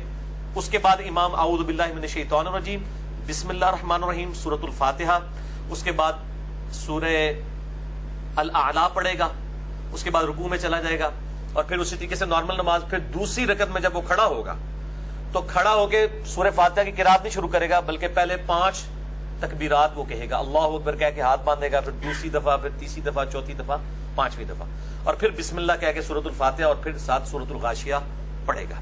یا سورہ قاف اور سورۃ القمر بھی پڑھ سکتے ہیں, دونوں صحیح مسلم کے اندر موجود ہیں الحمدللہ. یہ نماز عیدین کا طریقہ ہے, اور عید الفطر اور عید الاضحیٰ دونوں کے لیے یہ طریقہ ہے. اور میں حیران کن بات آپ کو بتاؤں, بخاری مسلم میں حدیث موجود ہے, جب آل امیہ نے حضرت عثمان کے دور کے اندر, یہ آپ کو پتا ہے, تکبیرات کی سنت چھوڑ دی تھی. وہ صرف پہلی تکبیر اونچی کہتے تھے, باقی آہستہ. یہ تو حضرت علی نے دوبارہ سنت جاری کی, بخاری مسلم میں آتا ہے. جنگ جمل کے بعد جب بصرہ کلیئر کروایا تو نماز پڑھائی مولا علی نے وہاں پر, تو عمران بن حسین نے تابعی کا ہاتھ پکڑ کے کہا, مجھے علی نے وہ نماز پڑھائی ہے جو نبی صلی اللہ علیہ وآلہ وسلم پڑھایا کرتے تھے. آپ ہر اٹھک بیٹھک پہ اللہ اکبر کہتے تھے, اور رکوع سے اٹھ کر سمیع اللہ لمن حمیدہ ربنا لک الحمد کہتے تھے. یہ حضرت عثمان کے گورنروں نے ختم کر دی تھی یہ سنت, تو یہ زندہ کی حضرت علی نے اپنے دور کے اندر. اور پھر آل امیہ ضد میں جب یہ کام کرتے تھے, بخاری مسلم میں آتے ہیں, حضرت ابو ہریرہ پھر کہتے تھے, اللہ کی قسم آل امیہ کے لوگوں کو, میں تم سے زیادہ نبی صلی اللہ علیہ وآلہ وسلم کی نماز سے واقف ہوں. میں نے وفات تک آپ کے ساتھ نمازیں پڑھی ہیں. آپ صلی اللہ علیہ وسلم اپنی وفات تک نماز کا آغاز اللہ اکبر سے کرتے, رکوع میں جاتے ہوئے اللہ اکبر کہتے, رکوع سے اٹھ کر سمیع اللہ لمن حمیدہ, ہر اٹھک بیٹھک پہ اللہ اکبر کہتے تھے, سوائے رکوع سے اٹھتے وقت وہ سمیع اللہ لمن حمیدہ. اور اس میں الفاظ ہیں, وہ اپنی وفات تک اس طرح نماز پڑھتے تھے. یہی حضرت ابو ہریرہ جو وفات تک حضور کو نماز پڑھتے ہوئے دیکھتے رہے, ان سے صحیح سند کے ساتھ, اور سند بھی گولڈن چین ہے, الموطا امام مالک کے اندر, حدیث کی پہلی کتاب روح ارض پہ گولڈن چین ہے. حضرت ابو ہریرہ کے پیچھے امام نافع نے پڑھی ہے. نافع عبداللہ بن عمر کا شاگرد ہے اور امام ہے, اور نافع سے امام مالک نے بیان کیا. سند کی ضرورت ہی نہیں پرکھنے کی, کوئی صحیح ضعیف والا چکر ہی نہیں ہے. امام مالک کہتے ہیں کہ میں نے نافع سے سنا, اور نافع کہتا ہے کہ میں نے ابو ہریرہ کے پیچھے عید کی نماز پڑھی, تو انہوں نے پہلی رکعت میں قرات سے پہلے 7 تکبیرات کہیں, اور دوسری رکعت میں قرات سے پہلے 5 تکبیرات. گولڈن چین الموطا امام مالک میں. امام ابو ہریرہ, یہ امام حنیفہ یا امام شافعی, امام احمد بن حنبل, امام شافعی یا امام مالک, اور امام بخاری, امام مسلم نہیں, امام ابو ہریرہ. اور آج بھی ان دونوں استاد شاگردوں کی قبریں جو ہیں وہ ساتھ ساتھ ہیں. بقیہ غرقد میں امام نافع کی جو قبر ہے نا, اس کے بالکل پیچھے جو ہے امام مالک کی قبر ہے. دونوں قبریں ساتھ ساتھ ہیں, استاد شاگرد. اور امام مالک کے استاد ہیں امام نافع. امام نافع اور امام مالک کی قبریں جو ہیں وہ ساتھ ساتھ ہیں بالکل بقیہ غرقد میں. اور امام نافع شاگرد ہیں عبداللہ ابن عمر کے, اور وہ کہہ رہے ہیں کہ میں نے حضرت ابو ہریرہ کے پیچھے نماز پڑھی ہے عید کی. الموطا امام مالک میں عید کی نماز کا چیپٹر کھول لیں اور دیکھ لیں کہ یہ 12 تکبیرات ہی ہیں. پوری دنیا کے اندر 12 تکبیرات ہیں سوائے حنفیوں کے. تو میں کہتا ہوں چلو یہ 6 بھی ہیں, ان کے ساتھ پڑھیں, تو آپ 6 کے ساتھ بھی شکر کریں. انہوں نے رفع دین تو کسی بہانے کیتا ہے یار, ضد چھڈی اپنی, تھوڑا انہوں نے بھی رحم کھاؤ, تو پڑھ لیا کریں, کیونکہ سنت ہی ہے, ظاہر ہے یہ فرائض نہیں ہے. بیسک سٹرکچر جو ہے نماز کی وہی ہے. 12ویں حدیث وہ حدیث ہے جو میں کہہ رہا تھا خاص صورتحال کہ جمعہ اور عید ایک دن آ جائے. سنن ابی داؤد میں 1070, صحیح ابن خزیمہ میں بھی موجود ہے, المستدرک الحاکم میں بھی ہے. امام حاکم اور امام ذہبی دونوں نے تصحیح کی ہے کہ زید ابن ارقم کہتے ہیں کہ نبی صلی اللہ علیہ وآلہ وسلم کے زمانے میں ایک دفعہ عید اور جمعہ ایک ہی دن آ گئے, تو آپ صلی اللہ علیہ وسلم نے عید پڑھانے کے بعد جمعے کی رخصت دے دی اور فرمایا جس کی مرضی پڑھ لے, جس کی مرضی نہ پڑھے. یہ جمعے سے مراد جمعے کا خطبہ ہے اور جمعے کی نماز ہے, اس کے بدلے زور پڑھنی ہوگی, اجماع ہے, وہ نمازیں 5 پوری کرنی ہے, یعنی کہ زور بھی فارغ ہوگی. عید کی وجہ سے جمعے کا خطبہ اور جمعے کی نماز ختم ہوئی ہے, 5 نماز جو فرض ہیں وہ اپنی جگہ رہیں گی, تو اس کے بدلے ظہر پڑھنی ہوگی. اس وقت گاؤں میں چونکہ جمعے نہیں ہوتے تھے نا, تو لوگ جمعہ پڑھنے کے لیے یہاں آتے تھے, تو پھر رخصت دے دی کہ ٹھیک ہے یار گھر جاؤ, آپ کوئی ٹینشن لینے کی ضرورت نہیں ہے کہ اب آپ اتنی دور سے آئے ہو تو آپ 2 تقریریں ایک دن کے اندر سنو. اچھا, اور یہاں پہ یہ جو کہتے ہیں جی بھاری ہو جاتی ہے حکومت کے لیے, کوئی بھاری نہیں ہوتی ہے, یہ بالکل غلط بات ہے. 13ویں حدیث عید کی دعا سے ریلیٹڈ ہے کہ مبارکباد کے طور پر عید والے دن کیا کہنا چاہیے. اس حوالے سے السنن الکبریٰ امام بیہقی کی کتاب میں جلد 3 صفحہ 319 پر 6088 نمبر حدیث ہے. خالد بن معدان تابعی رحمہ اللہ تعالی کا بیان ہے کہ میں نے عید کے دن واصلہ رضی اللہ تعالیٰ عنہ صحابی سے جب ملا تو میں نے ان کو کہا تقبل اللہ منا و منکا, اللہ تعالی ہماری بھی عبادات کو قبول کرے, روزوں کو, یہ ساری چیزوں کو, اور تمہاری بھی قبول کرے. تقبل اللہ, اللہ تعالی قبول کرے, منا ہماری طرف سے, و منکا اور تمہاری طرف سے بھی.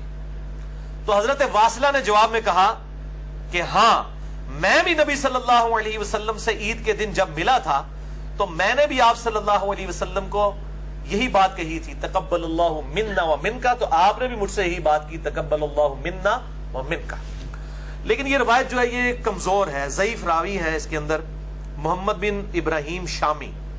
ابن حجر اسقلانی نے صحیح بخاری کی جو شرح لکھی ہے فتح الباری, اس میں صحیح بخاری میں انٹرنیشنل نمبر کے مطابق جو 952 نمبر حدیث آتی ہے, جو آج کے لیکچر میں آخری حدیث ہوگی 17ویں, اس کے کانٹیکسٹ میں لکھا ہے کہ یہ روایت ضعیف ہے سنن کبریٰ البیہقی کی.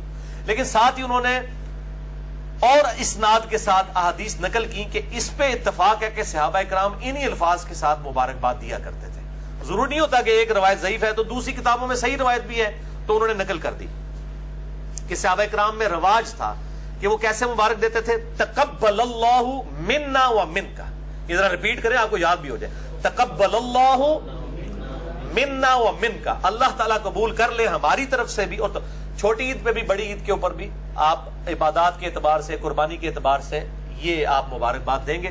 باقی جو گلے ملنا ہے, عیدی, یہ ساری کی ساری چیزیں ٹریڈیشنل ہیں, ان کے اوپر کوئی بدعت کا فتویٰ نہیں لگتا, اسلام نے کوئی ان کے اوپر ممانعت نہیں کی ہے. ضرور ملیں گلے, یہ وہ چیزیں نہیں ہیں جن کے اوپر بدعت کے فتوے یا عید مبارک کہنے کے یا جمعہ مبارک کہنے کے اوپر فتوے. میں انشاءاللہ نا مولوی کی کلاس آؤں گا جڑی چھوٹی چھوٹی چیزوں بدعت کہتے ہیں, میں پھر دساں گا انہوں نے خود کتنی بدعتیں شروع کی تھی, تو وہ ادھر کہیں گے نہیں یہ تو انتظامی معاملات ہیں. یہ بدعت اس لیے ہوتی, بدعت ہوتی ہے من احدث فی امرنا ھذا. میں نے بدعت پہ 5 گھنٹے گفتگو کی ہے, مسئلہ 75A اور 75B, جس میں میں نے کسی کا لحاظ نہیں کیا, نہ حنفیوں کا نہ سلفی اہل حدیث کا, اللہ کے فضل سے. تو یہ ہے تقبل اللہ منا و منکا. عید مبارک بھی کہیں, بالکل کہیں, لیکن یہ سنت الفاظ بھی آپ ضرور کہیں. اسی کانٹیکسٹ میں بڑی مشہور تکبیرات ہیں عیدین کی, مشہور ہیں, اجماع ہے اہل سنت اہل تشیع کا, اللہ اکبر اللہ اکبر, لا الہ الا اللہ واللہ اکبر, اللہ اکبر وللہ الحمد. یہ جو ہے نا اللہ اکبر اللہ اکبر اللہ اکبر 3 دفعہ, یا اللہ اکبر کبیرہ والحمدللہ کثیرہ, وہ ساری روایتیں ضعیف ہیں. شیخ زبیر علی زئی صاحب نے خود فتاوی علمیہ میں لکھا ہے کہ ساری جعلی روایتیں. جو صحیح سند کے ساتھ ہے وہ یہی ہے, جو ہمارے حنفی بھائی بھی پڑھتے ہیں, اہل تشیع بھی پڑھتے ہیں اور سلفی بھی پڑھتے ہیں. ابراہیم نخعی تابعی سے المصنف ابن ابی شیبہ میں انٹرنیشنل نمبر کے مطابق 5650 نمبر اثر ہے کہ وہ ایام عید میں, عیدین میں یہ تکبیرات پڑھتے تھے, اور اس میں بڑی عید کے موقع پہ بلند آواز سے, چھوٹی عید کے موقع پہ آہستہ آواز سے. بلند آواز سے بھی پڑھ سکتے ہیں, کوئی فرق نہیں ہے. اللہ اکبر لا الہ الا اللہ واللہ اکبر, اللہ اکبر وللہ الحمد.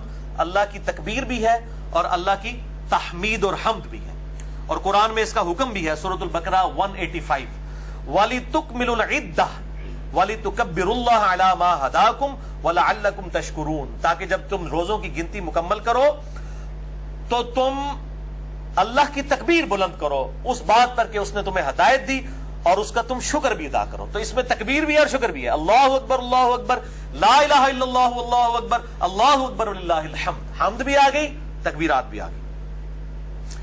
14ویں حدیث بھی بخاری اور مسلم دونوں میں ہے، مشکات میں 1431 ام عطیہ کا بیان ہے کہ ہمیں حکم دیا جاتا تھا، رضی اللہ تعالیٰ عنہ کہتی ہیں کہ عیدین کے دن حائضہ اور پردہ نشین عورتوں کو گھر سے نکالیں، بے پردہ کر کے نہیں، پردے میں، تاکہ وہ مسلمانوں کے ساتھ نماز اور دعا میں شریک ہوں، لیکن حائضہ نماز کے وقت الگ رہے، یعنی مخصوص ایام جس کے پیریڈز مینسز چل رہے ہیں۔ کسی خاتون نے عرض کیا کہ اگر میں چادر نہ پاؤں تو آپ صلی اللہ علیہ وآلہ وسلم نے فرمایا اپنی ساتھ والی کی چادر میں لپٹ کے تم عیدگاہ میں آ جاؤ، یعنی شو آف سٹرینتھ ہے مسلمانوں کی۔ جن عورتوں نے نماز نہیں بھی پڑھنی وہ بھی عیدگاہ، یہ عیدگاہ کے لیے حکم ہے، مسجدوں کے لیے نہیں۔ آج کل تو زیادہ تر مسجدوں میں ہو رہا ہے، وہاں پہ عورتیں نہیں پھر اس طرح کی جائیں گی، صرف نماز پڑھنے والی جائیں۔ عیدگاہ میں چونکہ وہ پروٹوکول مسجد والا نہیں ہے، مسجد میں تو کوئی بھی جنبی یا حیض والی عورت داخل نہیں ہو سکتی نا، عیدگاہ میں داخل ہو سکتی ہے، تو وہ ساتھ والی عورت کی چادر میں لپٹ کے آ جائے۔ یہ شو آف سٹرینتھ ہے، جسے جمعے کی نماز ہے، شو آف سٹرینتھ ہے، یہ ویکلی گیدرنگ ہے، عید اینول گیدرنگ ہے، اور حج انٹرنیشنل گیدرنگ ہے مسلمانوں کی، اور یہ ہر شہر میں ایک ہی ویسا گیدرنگ ہونی چاہیے۔ ابھی تک میرے علم میں صرف ایران ایسا شہر ہے، ایران ایسا ملک ہے جس کے شہروں کے اندر ایک شہر میں ایک ہی عید اور جمعے کی نماز ہوتی ہے۔ تہران کے اندر 15 سے 20 لاکھ بندہ ایک جگہ پہ جمعہ پڑھتا ہے، اور اس کا جو خطبہ ہے وہ پریزیڈنٹ آف ایران دیتا ہے۔ یہ خطبے مولویوں کا کام نہیں، مولویوں کا کام صرف نمازیں پڑھانا ہے، اور وہ بھی اگر حکمران نہ ورنہ حکمران حضرت عمر خود ہی پڑھاتے تھے، حضرت ابو بکر، عمر، عثمان و علی خود ہی پڑھایا کرتے تھے نمازیں، تقریر بھی خود کرتے تھے۔ آج بھی پرائم منسٹر آف پاکستان کا کام ہے کہ وہ شاہ فیصل مسجد میں اسلام آباد میں نماز پڑھائے۔ چلے نماز نہیں پڑھا سکتا، اس کے پاس لائسنس نہیں ہے داڑھی والا، ہمارے نزدیک تو صحیح مسلم میں داڑھی تو شرط ہی نہیں ہے جماعت کی، وہ تو 4 شرائط کچھ اور ہیں۔ بہرحال چلے نماز والا مسئلہ ہے، تقریر تو خود کرے جو پریزیڈنٹ یا پرائم منسٹر خود کرے، پرائم منسٹر ہے، ہیڈ آف دی اسٹیٹ تو پرائم منسٹر ہے، اس کو کرنی چاہیے تقریر۔ اسی طرح شہروں میں بھی جو ہے وہ جو ایم این اے ہے ان کا کام ہے تقریریں کریں، تو یہ شو آف سٹرینتھ ہے مسلمانوں کی۔ ایران کے اندر بہرحال ایک شہر کے اندر ایک ہی جمعہ ہوتا ہے، اور لاکھوں لوگ وہاں پہ پھر پڑھتے ہیں ایک ہی امام کے پیچھے۔ پھر آپ دیکھیں یہ جو جمعے اور عید کی جو نمازیں کے خطبے ہیں نا، یہ وضو غسل استنجے کے طریقے بتانے کے لیے نہیں ہے، یہ مسلمانوں کی پولیٹیکل گیدرنگ ہے کہ مسلمانوں نے لائے عمل کیا تیار کرنا ہے اس وقت، جو ان کے ساتھ معاملات چل رہے ہیں غیر مسلموں کے یا مسلمانوں کے انٹرنل ایشوز ہیں، تو وہ پریزیڈنٹ کا کام ہی ہے، پرائم منسٹر کا کام ہی ہے کہ وہاں پہ خطبہ دے۔ اچھا 15ویں حدیث، تھرڈ لاسٹ، صحیح بخاری اور مسلم دونوں میں ہے، یہ بھی مشکات میں 2049 کہ نبی صلی اللہ علیہ وسلم نے عید الفطر اور عید الاضحیٰ کے 2 ایام میں روزہ رکھنے سے منع فرمایا۔ یکم شوال کو بھی روزہ نہیں رکھ سکتے، 10 ذوالحجہ کو بھی روزہ نہیں رکھ سکتے، اور یہ اس لیے کہ یہ خوشی کے دن ہیں۔ اسی کانٹیکسٹ میں سیکنڈ لاسٹ حدیث ہے صحیح مسلم سے، 16ویں حدیث مشکات میں 2050 کہ نبی صلی اللہ علیہ وسلم نے ایام تشریق یعنی 11، 12 اور 13 ذوالحجہ، ایک تو 10 ذوالحجہ ہے، اس کے بعد مزید 3 دن، یہ 4 دن ٹوٹل بن گئے، فرمایا یہ کھانے پینے اور اللہ کا ذکر کرنے کے دن ہے، اور وہ ذکر ہم ظاہر ہے وہی کرتے ہیں، اللہ اکبر لا الہ الا اللہ واللہ اکبر وللہ الحمد۔ تو کل 5 دن ہے پورے سال میں جن میں روزہ رکھنا حرام ہے۔ نمبر 1 یکم شوال عید الفطر کا دن، اور 4 کنزیکٹیو دن ہے، 10 ذوالحجہ، 11 ذوالحجہ، 12 اور 13 ذوالحجہ، وہ 4 جو دن ہیں، ایک 10 ذوالحجہ اور 3 ایام تشریق، ان چاروں کو بھی ایام تشریق کے حوالے سے خیر مطلب انڈائریکٹلی کہا جاتا ہے، ویسے یہ 3 ہی بنتے ہیں ایام تشریق، 11، 12 اور 13، لیکن قربانی کے جو ہے وہ 3 ہی دن ہے، وہ 10، 11، 12 ہیں، وہ یوم النحر ہے، 10 ذوالحجہ، 11، 12، وہ گولڈن چین میں نے بتایا، گولڈن چین اس سے بڑی کیا ہوگی۔ روئرز پہ پہلے حدیث کی کتاب سب سے پہلی الموطا امام مالک ہے، اس میں گولڈن چین سے امام مالک کہتے ہیں میں نے نافع سے سنا، امام نافع، اور نافع کہتے ہیں میں نے عبداللہ بن عمر سے، کہ قربانی عید کے بعد 2 دن تک درست ہے، یعنی 10 ذوالحجہ، 11 اور 12، عید کے جو ہے وہ 2 ہی دن ہے، 10 ذوالحجہ اور یکم شوال۔ یہ بڑی عید جو 3 دن کہا جاتی ہے وہ 3 دن قربانی کے ہیں، ورنہ تو عید بھی 3 دن پڑی جاتی، عید کا پہلے ہی دیہڑا ہوتا بھائی 10 ذوالحجہ، 11، 12 یوم النحر ہے، وہ 3، 10، 11، 12، تو اس میں آپ جو ہے وہ کھانے پینے کے یہ 4 دن ہے، 10، 11، 12 اور 13، 3 دن وہ بن گئے، 11، 12، 13 یہ یام تشریق، اور 10 ذوالحجہ جو ہے وہ عید الاضحیٰ، اور 5واں یکم شوال عید الفطر۔ یہ 5 دن آپ روزہ نہیں رکھ سکتے، یہ کھانے پینے کے دن ہیں خوشی کے۔ आखिरी हदीस 17वीं, वो भी बुखारी और मुस्लिम दोनों में, मिशकात में 1432। अम्मा आयशा रदी अल्लाह ताला अन्हा कहती हैं कि सैयदना अबू बकर रदी अल्लाह ताला अन्हु ईद के घर के दिन मेरे घर तशरीफ लाए। किसी ईद के दिन मेरे पास 2 बच्चियां दफ बजा रही थी। वो अंसार के जंगी कारनामों के मुतालिक गीत भी गा रही थी, यानी मिली नगमे पढ़ रही थी। मिली नगमे इसीलिए होते हैं ना, नगमे पढ़ रही थी, दफ बजा रही थी, ईद का दिन था, यानी वो जायज म्यूजिक भी चल रहा था, गाने भी चल रहे थे जायज वाले मिली नगमे। और सैयदा आयशा के घर में और हजरत अबू बकर आ गए तो हजरत अबू बकर ने उन बच्चियों को डांटा कि ये तुम लोग क्या कर रही हो। नबी सल्लल्लाहु अलैहि वसल्लम चादर लेके वहां पर लेटे हुए थे। आप सल्लल्लाहु अलैहि वसल्लम ने अपनी चादर मुबारक अपने चेहरे से हटाई और फरमाया, अबू बकर इन बच्चियों को छोड़ दो। हर कौम की कोई ना कोई ईद होती है और ये हमारी ईद का दिन है। तो ईद के दिन दफ भी यानी जायज म्यूजिक, मिली नगमे भी यानी जायज जिनमें अल्फाज इस्तेमाल किए गए हों, जंगी तराने हों, और उसमें जायज किस्म का म्यूजिक भी हो, जिस म्यूजिक को जायज समझते हैं, दफ वगैरह, तो ये बिल्कुल सुन्नत है।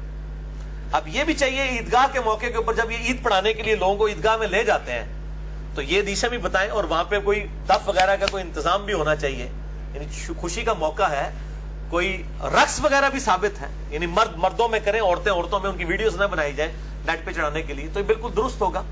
तो ये मामला जो है वो बिल्कुल इतने टेढ़े नहीं है जिस तरह लोगों ने बयान किए। और यही वो हदीस है बुखारी और मुस्लिम की जिसका नंबर बुखारी में है 952। इसी की शरह में इब्ने हजर अस्कलानी ने कहा कि ये दफ बजाना, खुशी के नगमे पढ़ना और साथ साथ ईद के दिन आप पढ़े तकब्बलल्लाहु मिन्ना व मिनका। इब्ने हजर अस्कलानी ने फतुल बारी में बुखारी की शरह में 952 नंबर हदीस है, ये जो मैंने बयान की, मिशकात में 1432 है, तकब्बलल्लाहु मिन्ना व मिनका। अल्लाह ताला हमारी तरफ से भी कबूल करे बातें, तुम्हारी भी कबूल करे। तो ईद वाले दिन खाना पीना, ईदी देना, नए कपड़े, जो ट्रेडिशनल चीजें हैं जिनमें कोई खिलाफ शरअ काम ना हो, लेकिन टीवी प्रोग्राम ये बेहयाई पर मबनी, बेहया औरतें और मर्द आमने सामने बैठ के बेगैरती कर रहे हो, उसकी कोई इस्लाम में इजाजत नहीं है। बिल्कुल खाने पीने की पार्टीज हो, सब कुछ हो, लेकिन घर के अंदर अंदर हो, घर से बाहर निकल के नहीं। बाहर निकल के भी हो तो मिक्स गैदरिंग ना हो, फिर ठीक है। तो ये सारी चीजें थी, अल्हम्दुलिल्लाह मैंने जितनी कोशिश थी इसके ऊपर बयान कर दी। अल्लाह ताला से दुआ है जो हक बात मैंने कही अल्लाह ताला हमारे दिलों में रासिख फरमाए। अगर जिस बात में मेरे मुंह से कोई गलत बात निकल गई तो अल्लाह ताला हमारे दिलों से ही माफ कर दे। हमें किताब और सुन्नत की तालीमात पर अमल करके दूसरे भाइयों तक पहुंचाने की तौफीक अता फरमाए। सुब्हानकल्लाहुम्मा व बिहम्दिका अशहदु अल्ला इलाहा इल्ला अंता अस्तगफिरुका व अतूबु इलैक व मा अलैना इल्लल बलागुल मुबीन। जज़ाकुमुल्लाहु खैरा।